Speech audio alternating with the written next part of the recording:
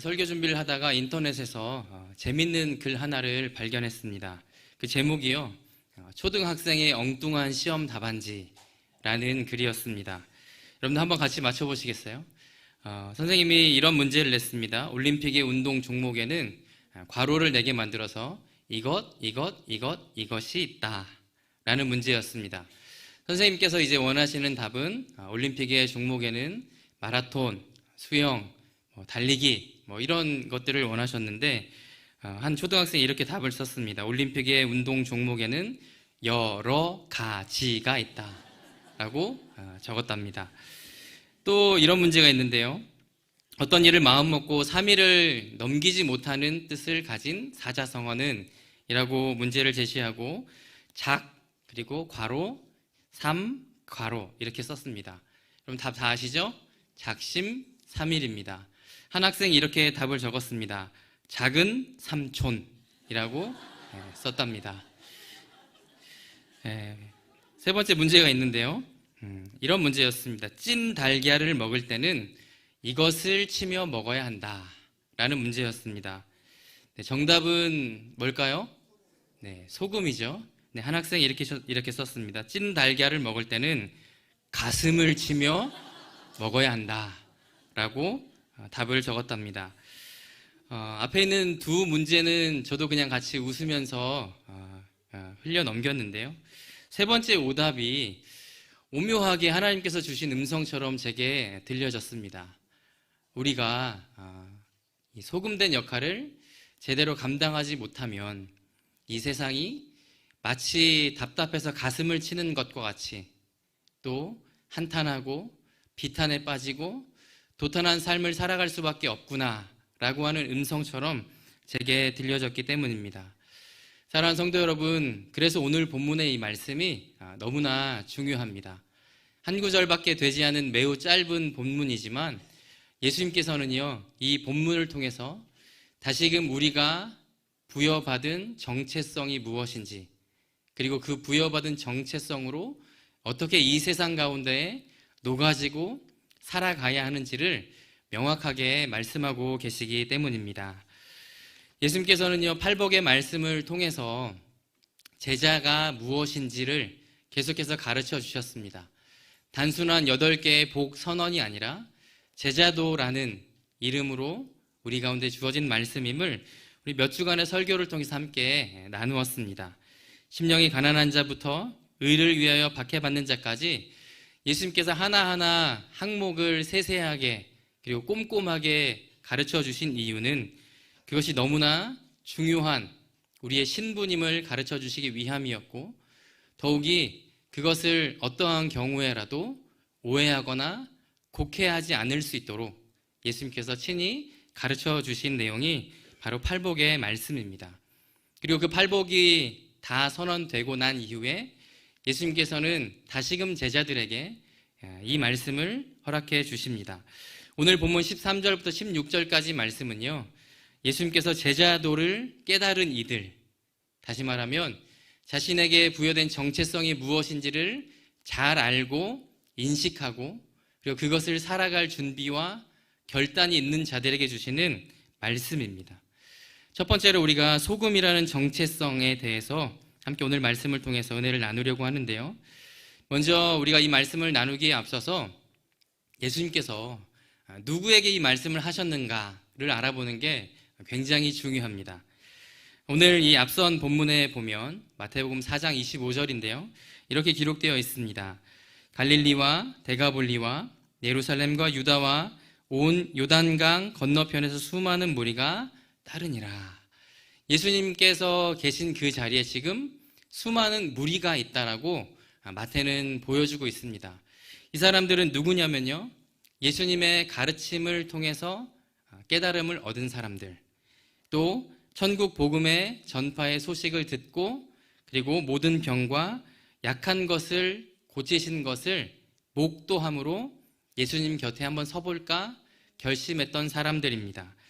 예수님께서는 그들을 보시고 산에 오르셨고 그리고 산상수훈의 말씀을 전하셨다. 마태는 그렇게 기록을 하고 있죠. 오늘 본문은 아니지만 산상수훈의 말씀을 시작하는 5장 1절에 보면 이렇게 기록되어 있는데, 예수께서 무리를 보시고 산에 올라가 앉으시니 제자들이 나아온지라 라고 말씀합니다. 예수님의 말씀의 현장에 두 부류가 있다는 겁니다. 무리도 있고 제자도 있는데 예수님께서 지금 말씀을 전하실 때 곁에 나온 사람들은 제자라고 마태는 명확하게 선포하고 있습니다. 첫 번째 이 무리는요, 앞선 예수님의 기적을 보고 예수님을 따르기로 결심했던 사람들입니다. 그런데 그들은 기적만 보았을 뿐이지 또 예수님으로부터 얻어질 유익에만 관심이 있던 자들일 뿐이지 어떤 경우에라도 예수님께서 만약 힘을, 그 세력을 잃으시면 언제든지 떠날 수 있는 사람들이 바로 무리들이었습니다. 물론 간혹 그 가운데에서도 깨달음을 얻고 제자로 부름을 받은 사람들도 있을 수 있겠지만 적어도 당시에 무리라고 지칭된 사람들은 아직은 그런 준비가 되지 않은 사람들이었습니다. 그런데 또 다른 부류가 있죠. 그들은 제자들입니다. 이 제자들은 먼저는 예수님께서 명확한 목적을 가지시고 그리고 분명한 뜻을 가지고 부르신 사람들입니다. 우리가 잘 아시는 베드로와 야고보와 요한을 비롯한 12명의 제자들 그리고 70인의 제자들이 바로 여기에 해당되는 사람들입니다. 더불어서 예수님의 말씀을 듣기 위해서 한 발짝 더 나아온 사람들이라고 마태는 이야기하고 있는데 이들은 단순히 듣고 깨닫고 그리고 본 것에서 그치지 않고 듣고 깨달은 것을 그리고 바라본 기적을 삶으로 옮겨낼 각오와 준비와 결단이 서 있는 자들이라고 마태는 제자라는 이름을 붙여 그들을 부르고 있습니다. 오늘 이 예수님의 선포의 말씀은 바로 아무에게나 주신 말씀이 아니고 제자를 향한 말씀인 것을 여러분 먼저 기억하시기를 소망합니다. 제자라고 예수님께서 지칭하시면서 그리고 그들에게 이렇게 부르시는데요. 우리 13절 가장 처음에 예수님께서 너희는 이라고 제자를 향해 부르고 계십니다. 너희라고 하는 이 헬라어 단어는 휘메이스라는 단어입니다. 이 휘메이스라는 단어가 어느 시점부터 쓰여지고 있는지를 아는 것이 굉장히 중요한데요. 예수님께서 무리 가운데 제자들을 향해서 너희라고 부르신 시점은 마태복음 5장 11절부터입니다. 마태복음 5장 11절과 12절 말씀은 어떤 말씀이냐면 예수님의 복선언이 그치고 너희가 세상에 나아가서 나를 위해 받는 핍박과 박해가 있다 할지라도 도리어 그것을 기뻐하고 즐거워하며 승리할 것을 선언하신 예수님의 말씀입니다. 다시 말하면 제자는 그런 각오와 결단으로 예수님의 말씀을 따를 준비가 되어 있는 사람들, 그들인 것을 아시고 지금 예수님께서 너희라고 부르시면서 우리의 정체성에 대해서 말씀해 주고 계십니다. 사랑하는 여러분, 이 말씀은요 당시의 사람들에게만 주신 하나님의 말씀이 아니고 지금 여기에서 말씀을 전하는 저에게 그리고 여러분에게 찾아오셔서 너희라고 지칭하시는 예수님의 음성으로 받아들이시기를 주님의 이름으로 축복합니다. 그렇게 우리가 말씀을 들으면 우리 안에서 그리고 우리의 삶에서 반드시 말씀에 대한 바른 반응이 일어나게 되어 있습니다. 예수님께서 너희라고 부르시면서요 우리의 정체성에 대해서 다시 한번 선언해 주시는데 우리 5장 13절 상반절 말씀을 보면 이렇게 말씀하십니다. 너희는 세상의 소금이니 라고 말씀하시죠. 소금이니 라고 하는 이 선언은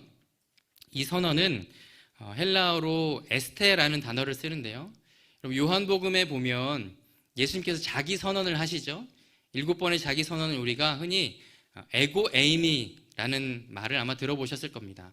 나는 길이요 진리요 생명이니 할 때 예수님 당신의 정체성을 선언하실 때 사용하셨던 단어가 에이미라는 단어인데 여기에 쓰이고 있는 에스테라고 하는 단어는 2인칭 복수, 다시 말하면 같은 의미와 같은 뜻을 가진 동사가 형태만 바꾸어서 기록되어 있음을 우리는 발견할 수 있습니다.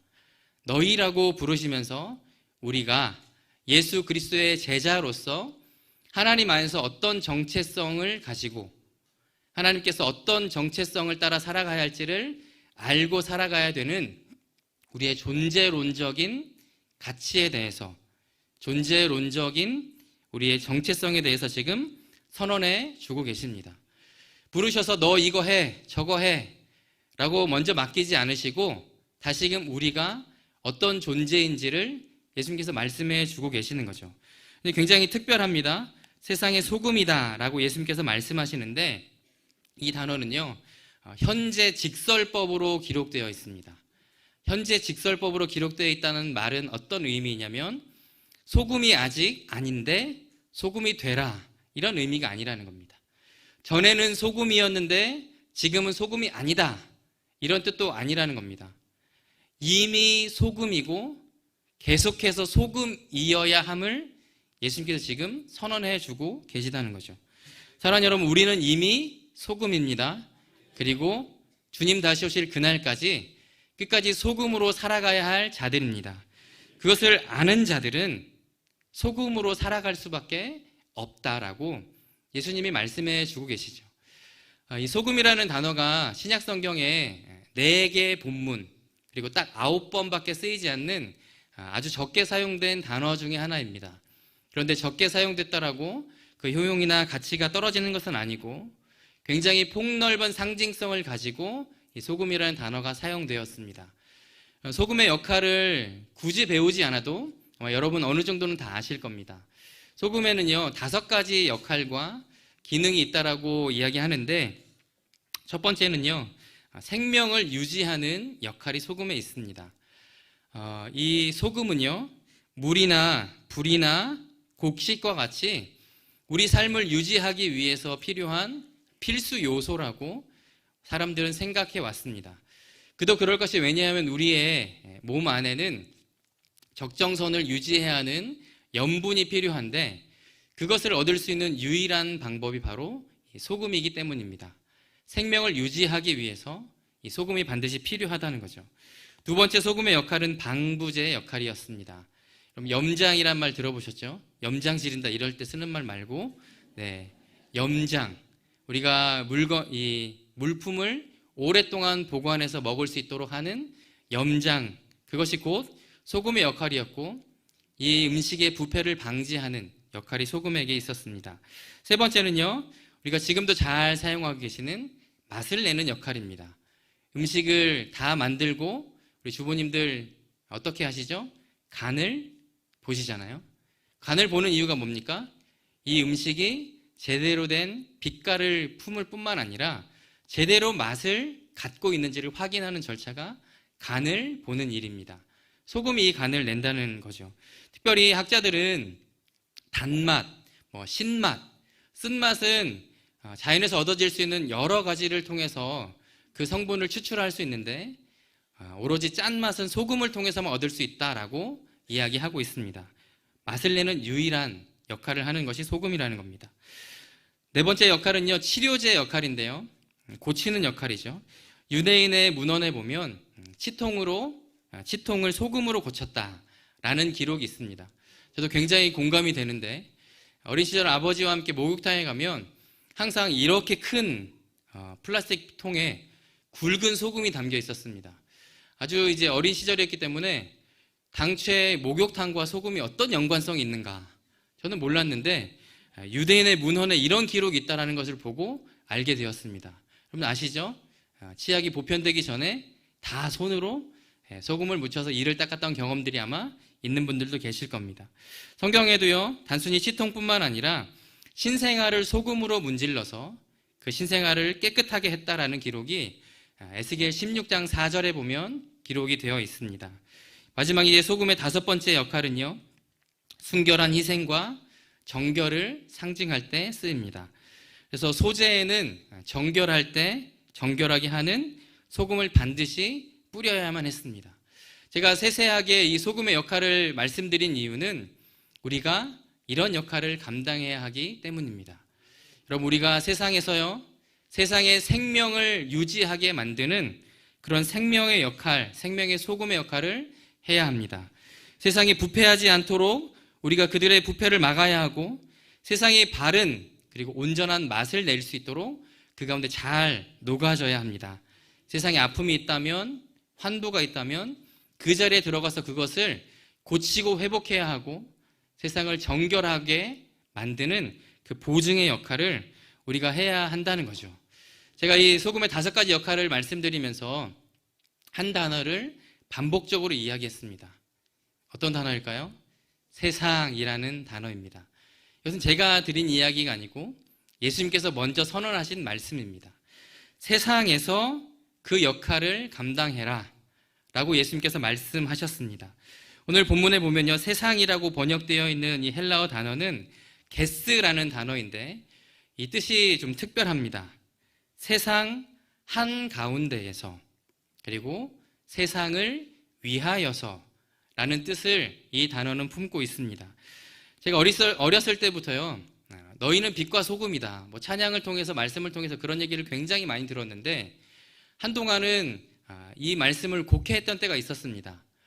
이 빛과 소금된 역할을 복음 전파의 영역에서, 혹은 선교라고 하는 이 영역에 국한지어서, 혹은 교회라고 하는 믿음의 신앙 공동체 안에서 그것을 이루어야 한다라고 생각했던 때가 있었습니다. 예수님께서 뭐라고 말씀하고 계시죠? 우리 신앙 공동체뿐만 아니라 그것을 넘어서서 우리가 자리하고 존재하고 머물고 그리고 몸담고 있는 모든 영역에서 그 역할을 감당하라라고 지금 요청하고 계십니다. 예수님께서 굳이 이렇게 말씀하신 이유가 있는데 당시의 상황 때문입니다. 당시에 이 종교 지도자들, 바리새인들과 랍비들과 대제사장들은요, 세상과 자기와의 선을 딱 그었던 사람들입니다.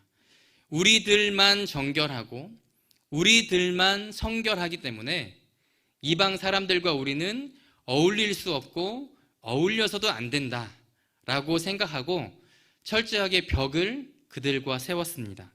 근데 예수님께서 뭐라고 말씀하십니까? 제자는 그런 유대 종교 지도자들과 다르다라는 말씀을 하고 계시는 겁니다.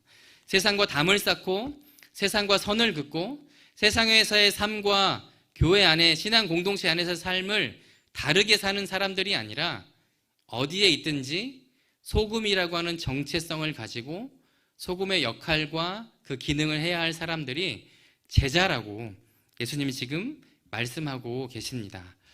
예수님께서 말씀만 하신 것이 아니죠. 먼저 그 본을 보여주셨습니다. 하늘 보좌에 앉으셔서요, 얼마든지 이 땅을 하나님의 뜻대로 움직이시고 가르치시고 주관할 수 있는 능력이 예수님께 있었습니다. 예수님께서 그렇게 하지 않으셨죠. 친히 육신의 몸을 입고 이 땅에 오셨습니다. 그리고 나만 거룩하고 나만 정결하니까 나는 어떤 사람들과 함께 어울릴 수 없다라고 선을 긋고 산꼭대기에 올라가지 않으셨습니다. 가정에서 한 아들로 또 마지로 그 역할을 충실하게 잘 감당하셨고 제자 공동체를 이루시면서 소금된 역할의 삶이 어떤 것인지 본으로 직접 보여주셨습니다. 우리에게도 동일한 삶을 지금 예수님께서 요청하고 계십니다.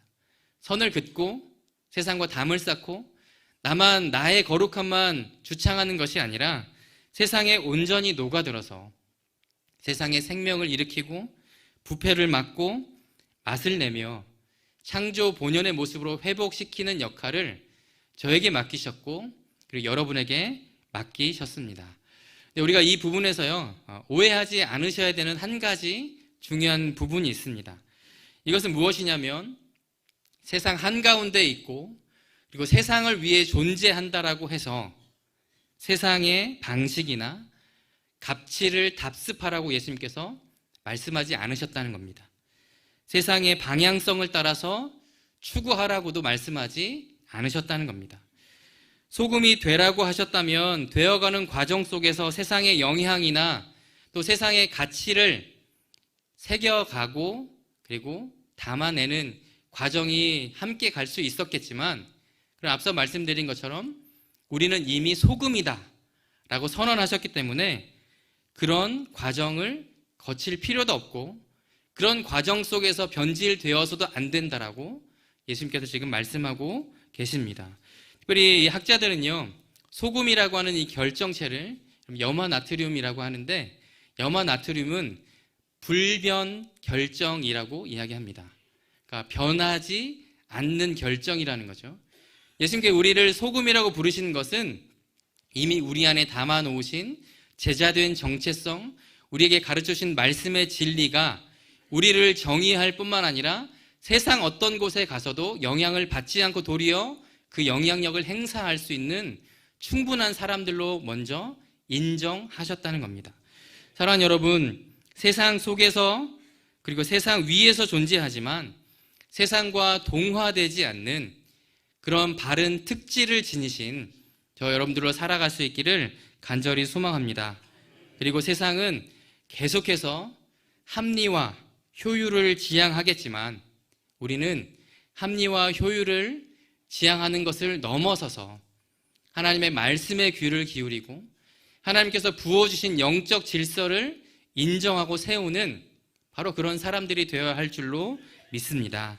그래서 저는요, 교회와 그리스도인을 이렇게 정의해 봅니다. 경청을 순종으로 이끌어가는 사람들. 예수님께서 말씀하신 것을요, 듣는 데서 그치면 세상 한가운데서 소금으로 살아갈 수 없습니다. 그러나 듣고 깨달은 바를 삶으로 옮겨내면 예수님께서 우리를 부르시고 사명을 맡겨주신 삶을 얼마든지 이루어낼 수 있게 됩니다.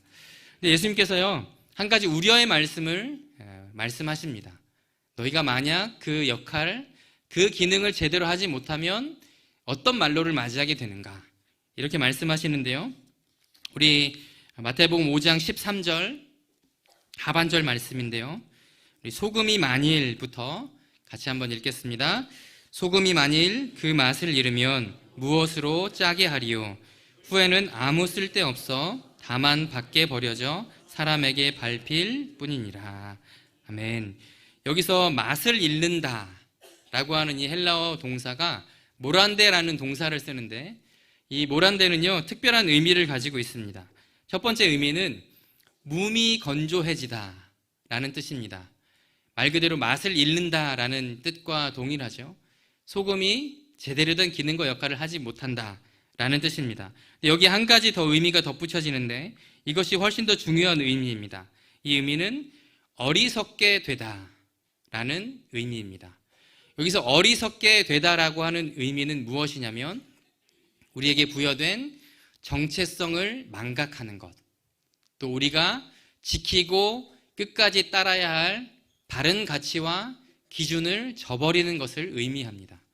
예수님께서는 그것을 기대하고 우리를 부르시지 않았다는 겁니다. 그리고 어느 한 사람도 그 길, 그 말로를 맞이하지 않아야 함을 강조하시면서 이 말씀을 하고 계시는 거죠. 특별히 여기서 예수님께서 만일이라고 말씀하셨는데, 이 만일이라는 뜻은 우리에게 가정으로 훨씬 더 익숙합니다. 그래서 만약 그러면 혹은 그렇지 않으면 이라는 가정처럼 보여지는데, 여기에서는요, 가정의 용법이 아니라 강조의 용법으로 쓰여지고 있습니다. 그 말은 무엇이냐면 우리가 만약 소금이라고 하는 정체성과 그 기능을 잃어버리면 즉시 그리고 예외 없이 길가에 버려져 사람에게 밟힐 수밖에 없다라고 예수님이 말씀해 주고 계시는 거죠. 이것은 경고의 의미가 아니고, 이것은 우리에게 두려움을 주시기 위한 의미가 아니고, 우리에게 다시금 제대로 된 정체성과 가치를 이루어가는 것을 독려하고 격려하기 위해 주신 예수님의 말씀입니다. 여러분, 짠맛을 잃은 소금은요, 존재할 의미가 없습니다. 모양은 그럴듯하고 색도 똑같지만, 그러나 맛을 잃어버린 소금은 세상에 더 이상 존재할 필요가 없다라는 겁니다. 존재할 이유를 잃어버린 소금은요, 버려질 수밖에 없습니다. 저는 이 말씀이 우리에게 주신 하나님의 말씀처럼 드려집니다. 우리가 소금으로서의 역할을 감당하지 않으면 하나님께서 기뻐하지 않으실 뿐만 아니라 세상에서도 설 자리가 없어질 것이라는 그런 말씀으로 들려졌습니다. 언제 어디서든 그리스도의 제자로서의 바른 정체성을 지키는 것이 그래서 더욱 특별한 의미로 우리에게 다가옵니다. 구약시대에요, 엘리야 시대에 이런 하나님의 정체성 또 바른 가치와 사명을 이루지 못하는 사람들이 있었습니다. 엘리야는 그러한 상황을 직면한 사람이었고 그들을 어떻게든 깨우치려고 애쓰고 노력했던 사람이었습니다. 그러나 여전히 그 백성들이 깨우치지 못할 때 그 이 백성들에게 이런 질문과 요청을 던집니다. 우리 열왕기상 18장 21절 말씀인데요. 같이 한번 읽겠습니다. 엘리야가 모든 백성에게 가까이 나와 이르되 너희가 어느 때까지 둘 사이에서 머문하려느냐. 여호와가 만일 하나님이면 그를 따르고 바알이 만일 하나님이면 그를 따를지니라 하니 백성이 말 한마디도 대답하지 아니하는지라. 여러분, 이 엘리야의 요청은 너무나 거룩한 요청이었고 그리고 너무나도 분명한 요청이었습니다. 그런데 21절 뒷부분에 보면 백성이 어떻게 반응했다라고 기록하고 있습니까? 아무 말도 하지 못했다라고 기록하고 있습니다. 하나님의 진리와 가치 기준은 변함이 없는데 여전히 이 시대 속에서도 동일하게 우리에게 그것을 요구하고 계시는데 대답 없는 사람처럼 아무 반응도 하지 않는 사람처럼 서 있지 않아야 한다라고 하나님께서 엘리야의 말을 통해서 저에게 깨우침의 말씀을 들려주고 계십니다. 여러분, 하나님께서 말씀을 주실 때 바른 가치와 기준을 따라 온전히 반응하며 나아갈 수 있는 저와 여러분들이 될 수 있기를 간절히 소망합니다. 저는 이런 가치의 기준을 또 이런 삶을 다른 길이다라고 좀 표현하고 싶습니다. 우리는 제자이기 때문에 하나님께서 주신 정체성을 바르게 소유한 사람들이기 때문에 다르게 살아갈 수밖에 없는 사람들이라는 거죠. 그 첫 번째 다름의 모습이요, 제자로부터 드러나고 나타나져야 합니다.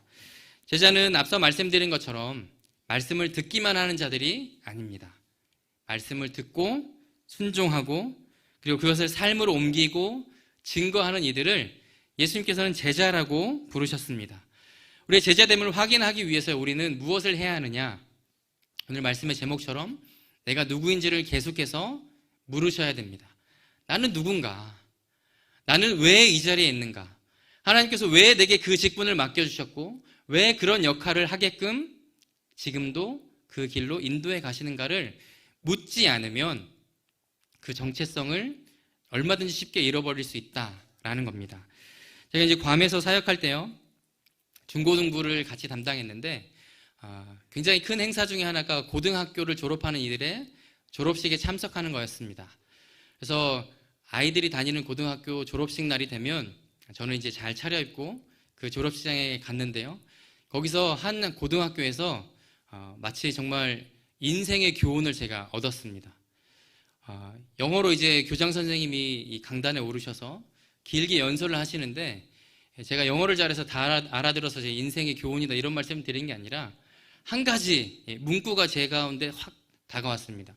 교장 선생님이 이제 아이들을 파송하면서 길게 연설하다가 중간중간에 이런 질문을 던졌습니다. 굉장히 짧은 질문이었어요. Who we are?